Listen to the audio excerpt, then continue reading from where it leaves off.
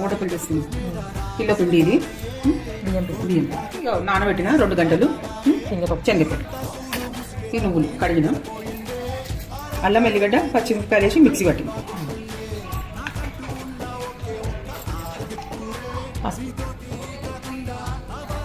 కొంచెం కారం, అల్లం పచ్చిమిరపకాయ కారం ఎక్కువ వేసుకోవాలి, కారం పొడి కొంచెం తక్కువ వేసుకోవాలి,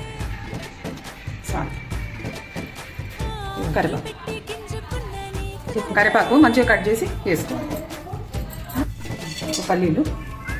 పల్లీలు ఎంత ఎక్కువ వేసుకుంటే అంత మంచిగా ఉంటాయి. ఫస్ట్ ఇదంతా వేసినాం కదా, ఇవన్నీ కలిపినాక నూనె పోసేయాలి, వేడి చేసిన నూనె పోయాలి,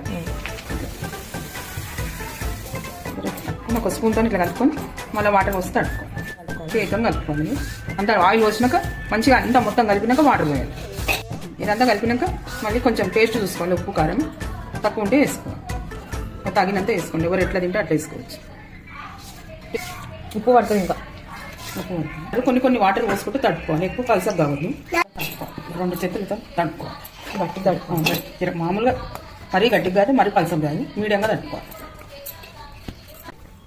ఇట్లా తడపాలి, మరీ పలసగా కావద్దు మరీ గట్టిగా కావద్దు, ఇక ఇట్లా ఇంతే చూసుకొని పోయాలి. వాటర్ ఎక్కువ పోస్తే మరి ఆయిల్ అవి కాలినాక నూనె ఉంటాయి, మళ్ళీ నూనె కూడా ఎక్కువ గుంజుతుంది.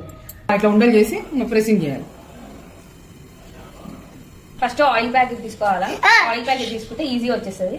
కొంచెం ఆయిల్ అప్లై చేసి బౌల్ ప్రెస్ చేసుకొని లైట్ ఇట్లా ప్రెస్ చేసుకోవాలి. దీని తర్వాత పేపర్ పైన వేసుకొని అన్ని రెడీ చేసుకోవాలి అంతే.